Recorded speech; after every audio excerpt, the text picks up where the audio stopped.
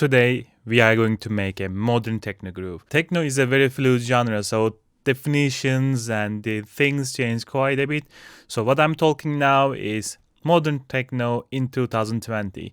And why I call it modern techno, because if you take a look at the Beatport and, for example, top 100 main room peak time techno tracks, you will see that it will be dominated by this type of track. So if you come and watch this video in 3 years, the modern techno could be something completely different. So we will see. And I think that one of the key elements here in the modern techno in 2020 is like having this really rounded but still distorted kick with a nice groovy rumble behind it, and then you will have kind of percussive elements. Most of the time even probably made it from the original kick sample, and probably everything is balanced with a nice high-end, rich high-end, so that it's kind of one nice groovy, quite danceable, in the meantime still heavy techno groove. I will explain this one in Ableton Live, but you can follow it in any DAW really. I don't do anything super specific in Ableton, but other than that, I will stop talking now and jump right into the Ableton.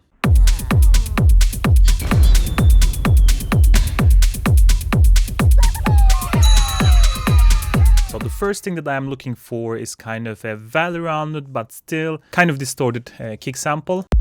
So I will go through my own samples here. I think this will do. Like, it has nice thumb in it and a nice tail as well. We will probably need to distort this a little bit more, but it shouldn't be an issue. So let me just move my MIDIs here. So we have just simple 4 to the floor kick. Sounds like this now. Like I said, it's really thumpy, cool kick, but it probably needs a bit distortion. So what I'm going to do, get lazy, get an overdrive. Easiest way to really distort anything, I would say. And I'm going to group this up. The reason being is that I don't want to lose from my dry signal. If I do it this way, the moment, for example, I increase the wet signal, it will be eating up my dry signal. So the volume of the dry signal will be dropping. So I don't want that. What I'm going to do, duplicate this, almost use it like a sand, and make it this 100%. So this will be my 100% chain. And if I solve this and play around, so that you can also hear a bit better what you are doing with the distortion, I will go around and try to get this kind of gritty sound out of it.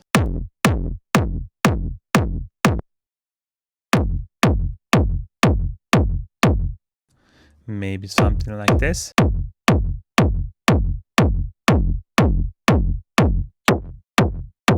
And of course we have to mix that in with the original sample. So if I play together,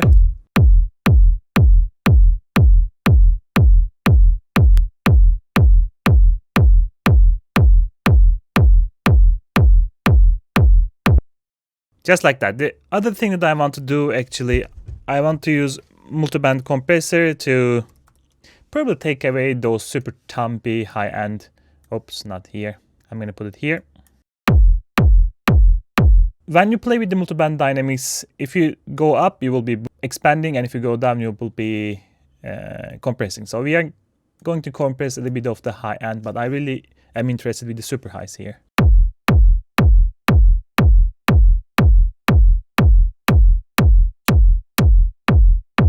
As you can see, when I do it like this, up, you don't see it, but I'm moving this cursor up. It exaggerated, and if I bring down, it will like decrease it.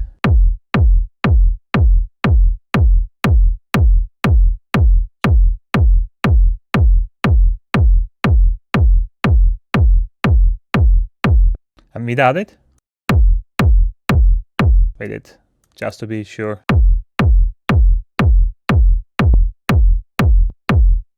It just gets a bit darker. I feel like it gets a bit more rounded. Again, depending on the mix and how we feel, we can come back and open this up if we feel like, for example, we cannot hear the kick. But in this case, I think we won't have a problem with that. So let's also take a look at here.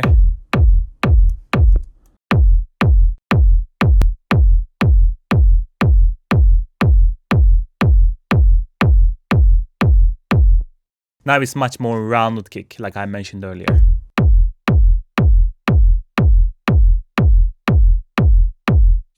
This will do. The second thing that I'm considering now is creating this kind of really nice groove behind it. And I will just use the original kick sample for this one, but you can actually do anything you like. You can even use the percussion. So I will have a groove going on, and I will use one of the most common and popular groove at the moment. So to do that, we are actually going to just create a one simple audio channel like this. So what I'm going to do, I will basically loop this even shorter like this. I think this is more than enough. You can make it a bit more complicated, but for the showing purposes, I'm not gonna go crazier than this. And we're gonna make it super short, so it will almost turn into a percussion sample. And let's volume this down a little bit because we're gonna play with around as well. And I really don't want it like longer than this, so let's short it up and maybe give it a bit attack. And we can start with this guy like this, and let's move it here. You will immediately realize this groove because it's heard a lot. Like you will hear it like half of the tracks. Like that. And then the thing is that we can just copy paste and slightly even alter the groove. But before that, we have to come up with a bit more creative volume automation or the volume groove as well. So I'm going to pull this down. So this one will be a bit quieter now. And let's push it down a bit more now. And then probably this one will be a bit louder as well. The loudness at the moment is not that important. We're going to play around with that quite a bit. And this one could be a bit longer as well. And then I think this one should be really much less aggressive because it's almost on the tail of the kick.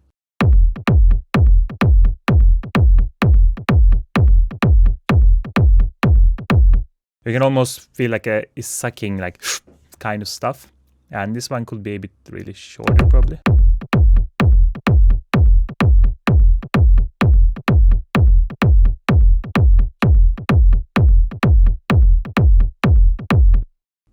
And I think this one is nice. And once you get it there, that's the moment that you should play around with the sound corrector. And I'm thinking again here kind of a multiband dynamic and play around a little bit with the, let's say, the volumes of different bands to see if I can find a place that sits a bit better. I want to have it a bit like a darker, a bit middle and low oriented.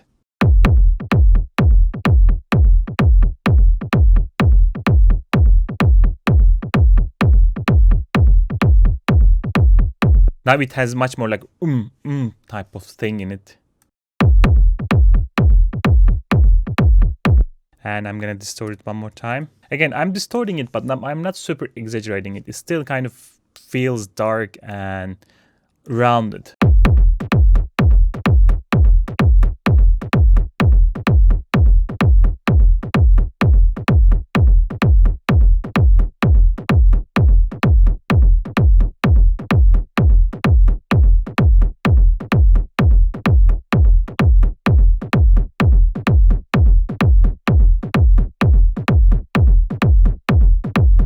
Just like that. Let's volume this down.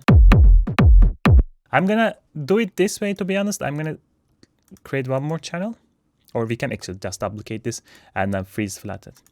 The reason being, again, I want to see the overall volumes and so on, so that I can actually fix it a bit more with my track. Let's cut this tail off. Here is a bit tail more. Let's cut that off. Here it is the same. So I can actually control a bit more, and then we can turn this off and take a look if we want to, for example, volume this or up or down. So let's see.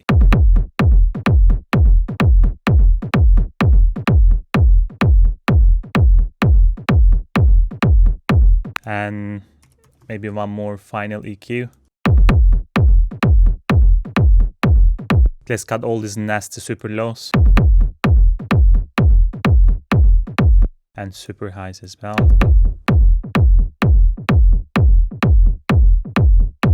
I know it takes a lot of time to just to get this percussive sound, but if you just spend a bit more, you can actually make it even more like exciting, a bit more variating and so on. For me, for the purpose of this video, just understand the sound concept, I will keep it this way and just duplicate it. And then if I play all together, now we have this nice, really nice driving techno groove going on. Once we have this, I think it's time to make the rumble. on the kick, so that we have this nice rumble going on. The reason that I did this one before the rumble is it's easier to place the rumble once you have these percussive elements in your track. You can do it other way around if it makes it easier for you. And the same thing applies here. I'm gonna maybe just loop it somewhere around here to start with and create one more audio channel.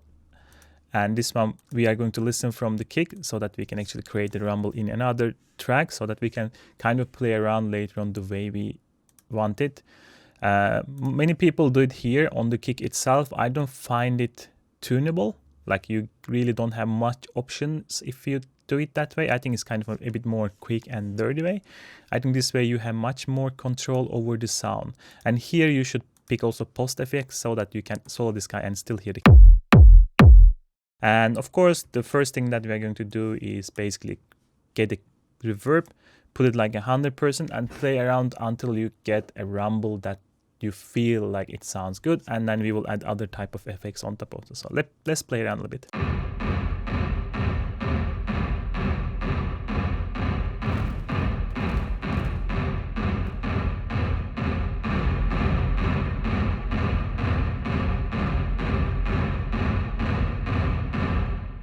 To be honest, I think this is good to go. What I'm thinking playing is like playing a bit more with the amp to give a bit more color to the sound.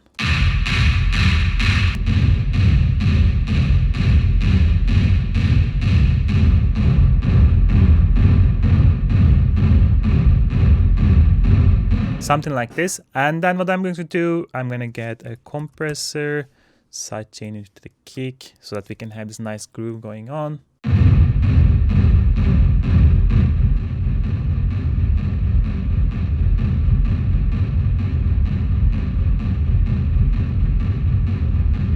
And then I'm gonna pick EQ to cut off super highs so that we have a bit more, let's say, darker sound for us. Let's get something like this.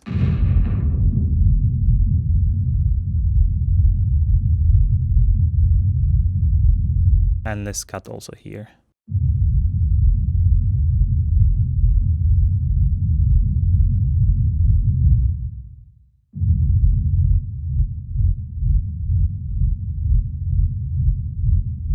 I think like this, it is a bit more defined. And I know it's getting complicated. I'm going to create one more channel, and this one will be resampling so that I can resample the sound that we are getting here and play around later on. So what I'm going to do, click this one. Here we go. Now we have a nice rumble sample here we can play around.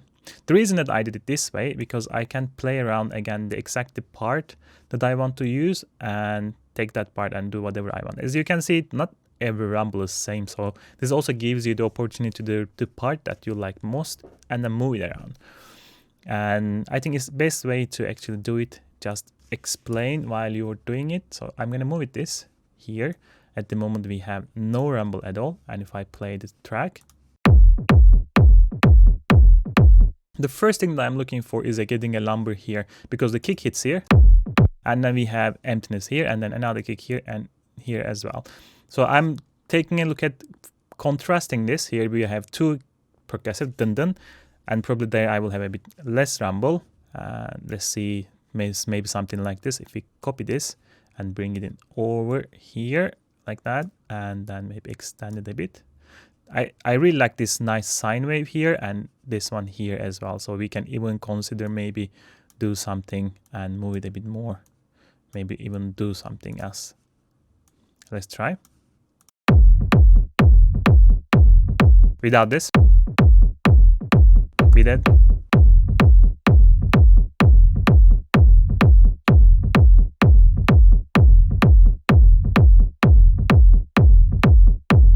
You see how nicely it sits directly, because we know exactly how it works, where it stays, and how we want the rumble. And everything is under our fingerprints. If you want it a bit heavier on the, for example, and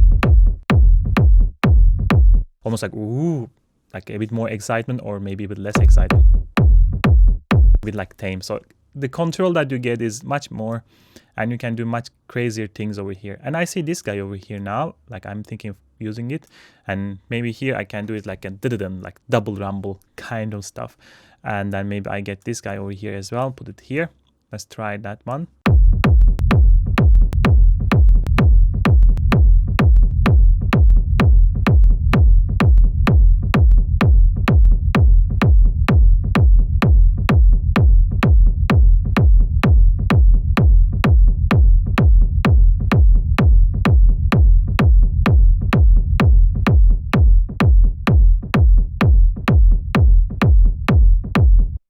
Again, what you want to do, how you want to control all the rumbles and so on, the volumes, everything is up to you. What I would still suggest though, like at least get a compressor and sidechain it to kick, and you are still free to play around this one. You can still like, let's get the compressor first to make sure that we have still reacting to the kick.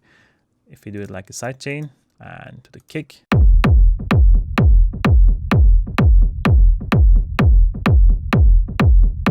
Volume up.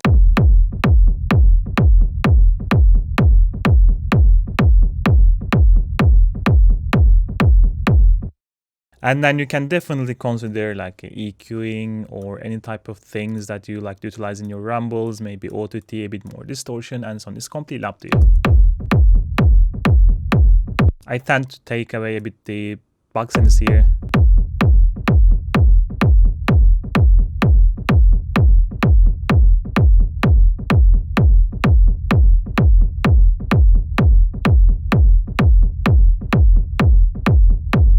Really cool. And the one final thing is, of course, we will gonna duplicate. I would suggest like keep this guy. You can make it smaller and keep it somewhere here. It's like in the future, if you want to try another rumble, or you want to like exaggerate things or color things up, you can still use it. And the other thing that I feel like we need in this case is kind of a coloring percussions. It can be anything. It could be toms, it could be like a regular claps or hi-hats, even doesn't really matter, but something that will be coloring your track. So let me see what I can find. We can go around a bit with the samples. Kind of just look for a session tom. I think I should have something here.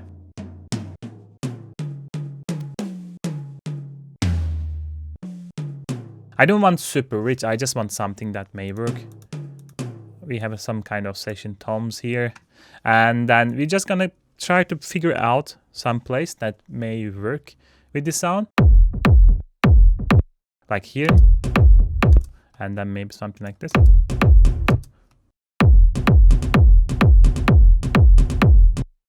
Like already it sits nicely. What I'm going to do is put an EQ8. Play around a little bit until it sits a bit better.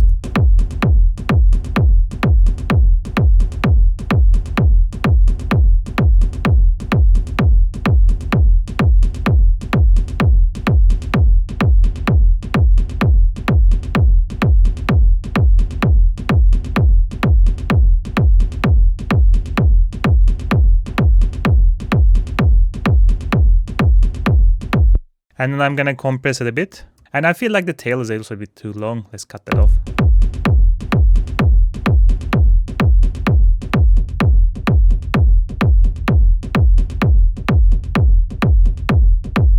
Just like that.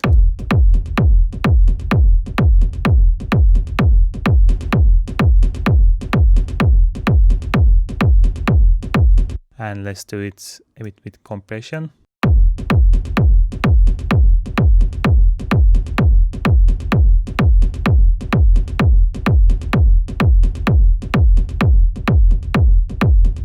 Again, it really depends on how much contrast that you are looking for. We can definitely come back and mix it a bit more later on, depending on the vibe of the track. The one thing that I think we are lacking here that could be used is kind of creating a reverb, kind of a dark room reverb to send a little bit maybe the toms there, and then we can also duck that reverb to the kick so that we have this nice glue going on. So what I'm going to do, create a new return channel and let's call it dark room. We're going to make it ourselves so that you can replicate in any DAW that you have. What I'm going to do, basically cut this off and then bring this down here a bit, right? What we can do to understand a bit better, let's try send a little bit here. We can send as much as we can really, then volume down later on. 100% red. Take the chorus off probably.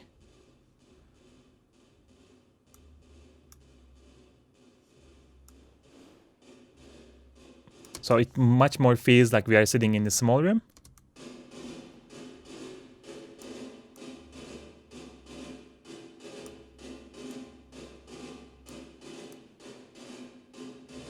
A bit more stereo here. I would like to also have a little bit more reflection.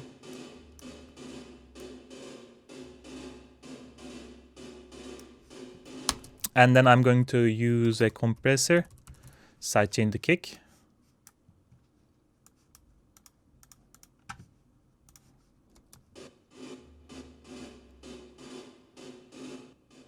Just a little bit, so just we have this nice groove.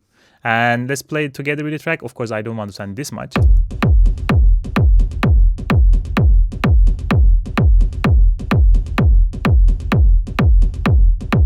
I feel like actually we can make this a bit brighter.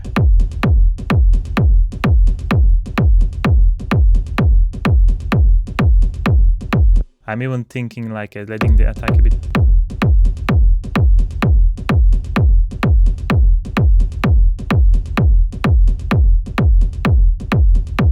Again, depending on the vibe that you are going for, you can make it a bit louder or less louder and so on. And yeah, take a look a bit more. And this is more or less the low end. You can even probably send your rumble to the dark room. It's completely up to you how you feel, how the track is empty. But I like to do it like when everything is layered down so that I can hear everything and then come back and fix that up. Now we have the low end, it's time to fix the high end. To balance everything up, like I mentioned. So let's do that. Let's bring the first 16 hats to begin with. So what I'm going to do, I'm going to bring in my MIDIs here. These are already pre-written. Let me show you. The thing that is missing that we can do start the head is like, I want to have kind of a nice groove going on. So what we can do, control, and then you can just draw a line like this, right? And then probably something like this. I want to go up and then I want to go down. And this one is a bit too much probably. Let's bring it down. Let's bring this down, and probably this guy is a bit too low. Let's bring this up. The easiest technique to make everything a bit layered is like if you go up and these cannot go up anymore, but other can go. So the difference or dynamic range is a bit slower. Like this, I think it should be work. And then I'm gonna go grab something like an open hat. Let me just look for open hat. I think this is nice enough. So let's grab this. This is really cool, but this is a bit too long. I want to have the 16 hat a bit shorter, and you can do it with the fade out, but then you cannot really control how the fade out itself is here. So I'm going to right click and switch to the sampler, and then here in the filter global option you have this kind of envelope control, and then you can play around with this a bit.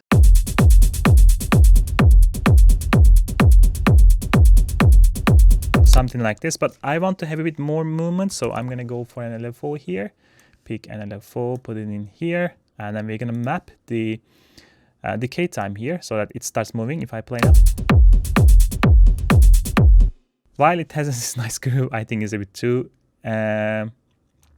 radical, so we're gonna bring this down to depth so it moves a bit less, and offset also plays where it stops.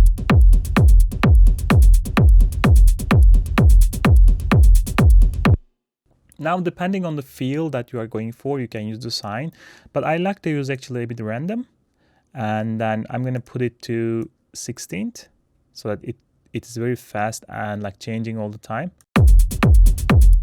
And I'm going to put it a bit smooth and a bit jitter as well so that the shape starts to get super weird like this.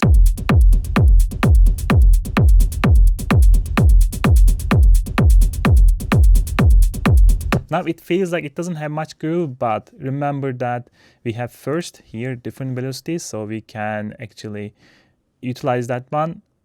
And another thing that we can do is actually utilizing this pan to random so that every hits will be a bit slightly random on the pan side. I like to use a saddle. And I'm going to also use a sidechain compressor, sidechain the kick, so that I have this nice groove reacting to kick.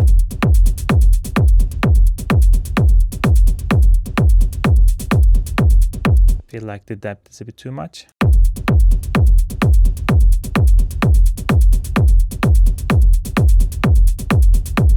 Here we go.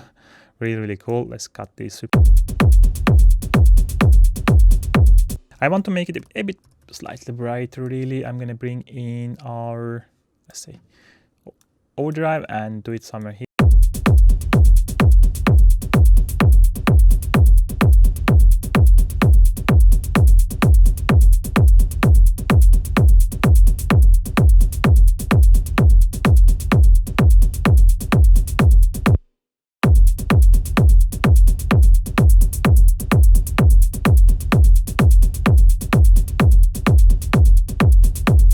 It just makes it slightly richer. You can use EQ as well, but I feel like this way you get a bit more organic sound.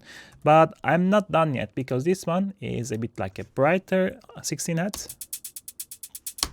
I want to contrast this with the percussive 16 hertz. And for this one, let's go for the premium 3 or the PML sample, doesn't really matter. They have this nice cool closed hi-hats. This one is cool. But I think this can really work. Like, it has this kind of nice initial bump. Let's solo this. I keep everything the same, like we have still everything the same, but I'm gonna play around with this. Make it shorter.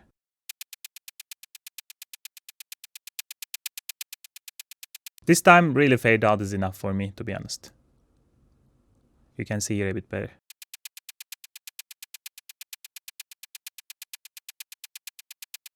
And together we can even make this a bit more like richer here.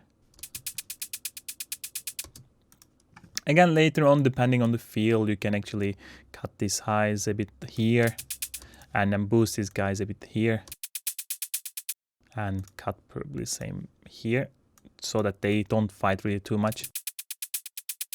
So the separation is a bit more obvious.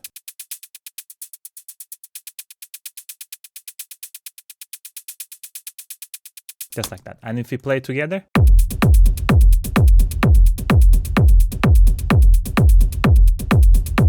we had this really kind of weird, a bit random, but still groovy hi-hats going on. And we have to kind of complete this one with, of course, or off hats. But when you're doing this type of driving techno off hats, it's never really that simple. Like, there are a lot of hi-hats on top of each other, and they also hit slightly differently. So while we are in Production Music Live, I will just go probably for the open hats and pick something here that may sound a bit better. So let's try. This is long, and you can probably utilize this one for the tail. And this one is short and gritty, we can take that. And this is also a bit long, so that we can take the tail. So what I'm considering now, like hitting, let's unfold this, all of them at the same time, and then only 2 of them at the same time. So it's slightly differentiating the sound. And you can actually exaggerate it a bit more, like we can even hit 1 and twice and 3 times and make it a bit more changing sound. But we have to layer them properly. So what I'm going to do, I'm going to solo this and decide actually which part of each hi-hat sound that we are going to use. For example, when you have this guy, like a very rich beginning, I will definitely consider taking that beginning part. Like if I take it here now, and let's solo this. This has like kind of very heavy, thick sound. And this probably needs a tail, like, and this one is exactly opposite. Like we can take this tailish part here, right, and then make it like our tail of the original sound. If I do like this, and we should solo them together now and mix them.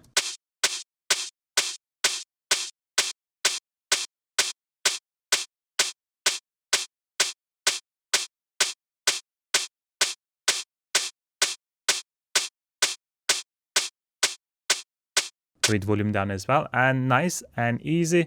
And I think the third one is more like a color hi-hat, so I will just keep it this way and see how it sounds together if I play them.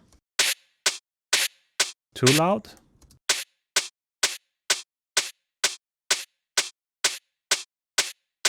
You can barely hear the difference, but it's still honestly there. And then if we play together them, it would still sound like this.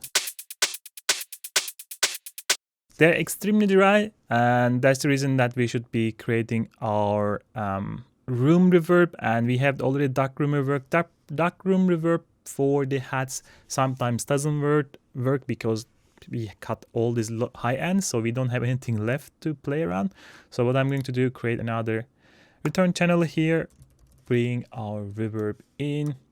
I'm interested in a bit more like a shoulder reverb, a room reverb, and then the same thing over here. We can start with probably solo this guy and play around with the reverb itself. Got this.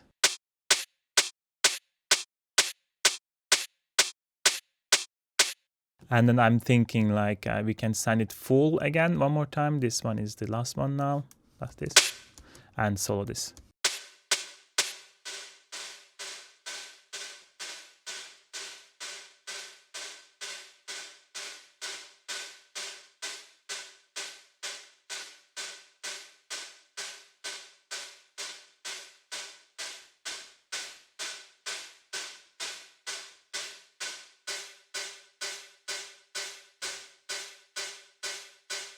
A little bit more pre-delay, so when the original sound hits, we have a little bit nice like a contrast here. So what I'm going to do afterwards as well, that I'm going to get a sidechain compressor here and sidechain it to kick so that we still have the groove going on the reverb.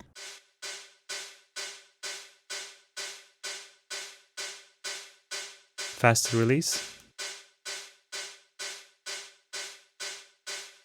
And I'm gonna really exaggerate the highs a little bit and cut super lows a bit as well.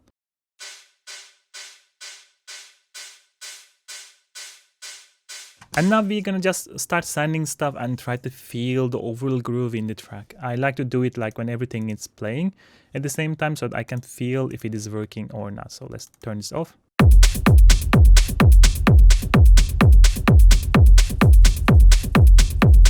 Of course not this, let's bring this up a little bit so that we can see them.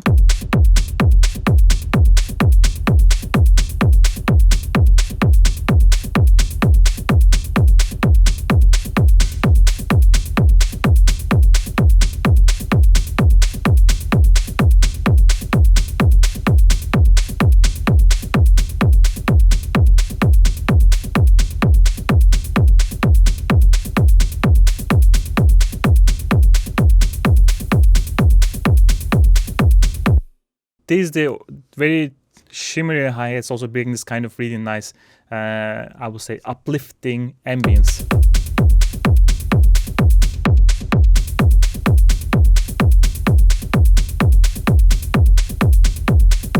I think this is nice and good. And one final thing, or two final things, is actually I think it needs kind of a noise to go along with the groove, and then we need kind of a percussive elements to make it a bit richer. So let's add some percussions here to make it also slightly bit more ambient, I will say, not ambient, but making the ambient a bit more richer. So I'm gonna do a MIDI channel and then add a drum rack to start with. I'm thinking like maybe we can use a wood element. If I type wood, I don't know what I will have. Let's see what we have here.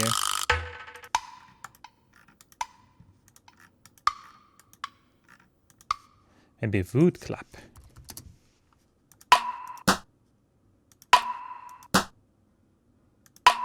I think this has this nice tail we can maybe utilize. So if I create this, maybe do like this, and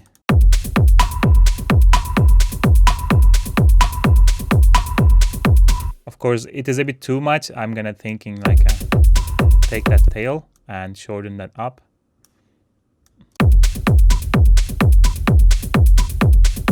And add an EQ.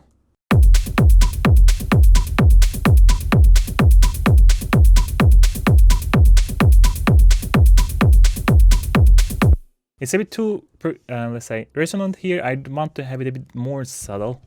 So I'm gonna cut a bit.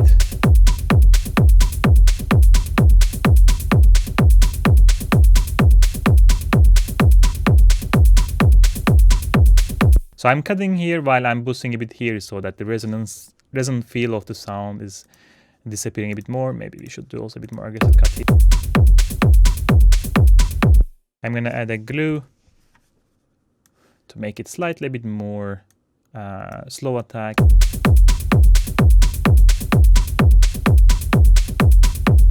And then of course I want to send it to our dark room now.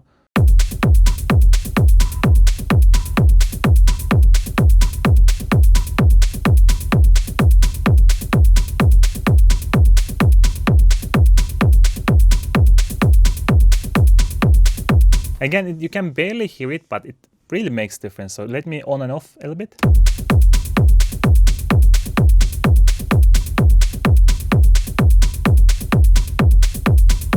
It's kind of this subtle thing and that really makes the loop a bit more colored, a bit more like your loop, I will say. And then finally, I like to add actually noises on the background so that I can use that noise almost glue everything up, because I can make it react to the other elements and then it kind of acts as a glue, I will say. And for the noise part, I also like to use a bit more colored noises. Colored doesn't mean that just slapping pig noise, because ping colored means like an engine noise or a part noise or like a machine noise, doesn't really matter, but just any type of noise that has a bit more things going on. So let's find something like that in my library. Maybe we can go for like a drone here.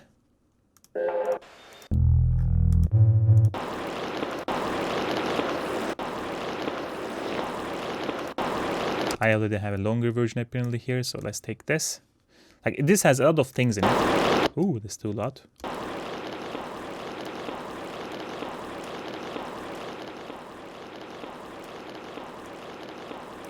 But I feel like this is really perfect for this type of sounds, like this type of groups. So let's duplicate this here. Really, really cool sound, but of course this really needs a bit more EQing and stuff. It's a bit like full of things. Let's cut this.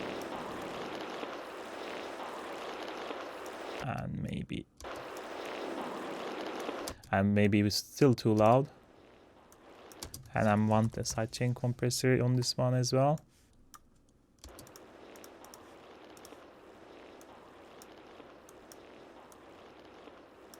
And let's play with the track and see if there's other elements that we can actually sidechain it.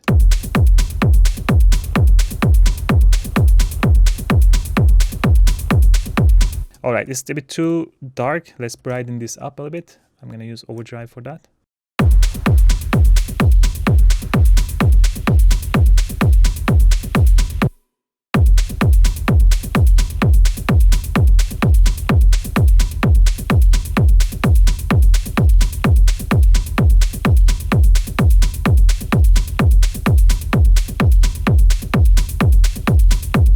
I'm thinking, for example, that sound that we created here, we can make it also react to that sound. And to do that, we're just going to go for the 15 drum rack. I think this should be very fast, very short.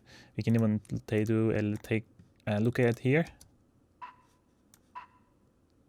Like very fast, if we play together.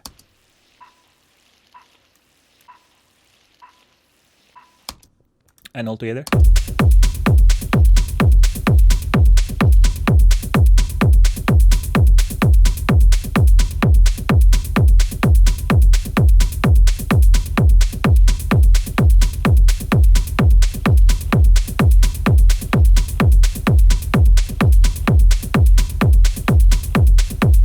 Finally, we can go back and start group processing a little bit. When you use the glue compressor, one of the first thing that it grabs is your low end, so you have to kind of compensate that. What I like to do, actually using a channel EQ and boosting a bit the lows.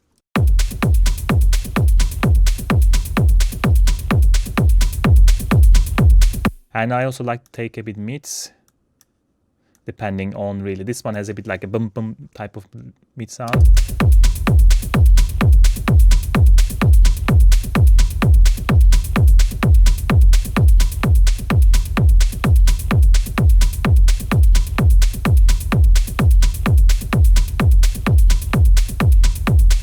I'm even thinking maybe we can utilize a bit slap delay. I think I have something here already. Let's send a bit slap to the or hi-hats.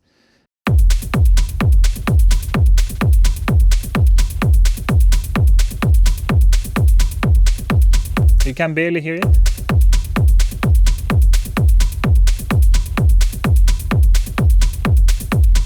Maybe let's make that slap delay a bit brighter.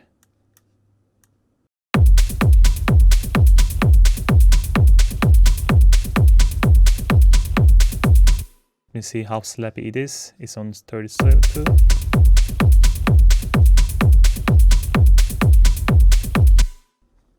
Let's solo this one with the off hats.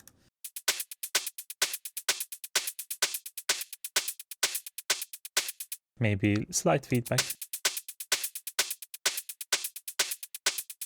Together.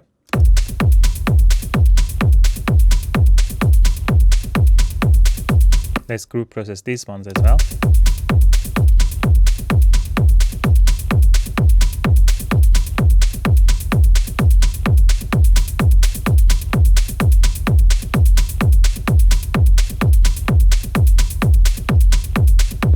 Depending on the amount of the, let's say, elements that you have in track, you can create another return channel and distort them, give a slight compression and so on. But I think this will be overkill because things work nicely, and if things work nicely, you shouldn't do something because somebody tells you to, because it's like a common approach. I think for this sounds pretty nicely.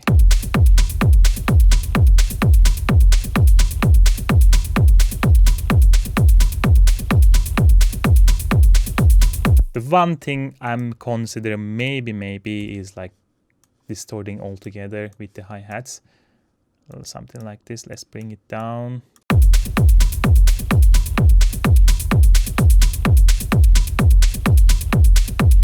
And maybe one final EQ that there is not really mess stuff left.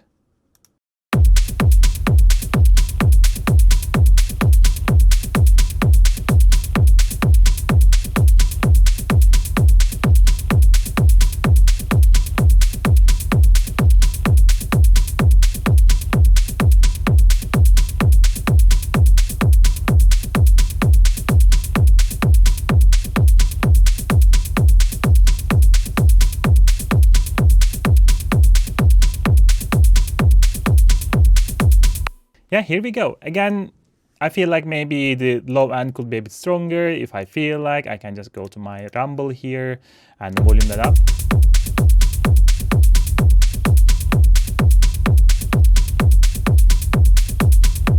Everything is super easy to control, and I think it's one of the important things, kind of like resampling and making things a bit more like an audio file. The main difference is like overall control that you have in those. I think that's good to go. Like a super simple main room, peak time, modern techno loop with the percussions and drums and everything so on. I think this video also became super long because I sometimes like just stay in the things a bit longer than I should probably do. But I hope you enjoy it and I hope you learned something. And if you did, don't forget to give it a like to the video and subscribe to the channel. And I will catch you in the next one. Goodbye.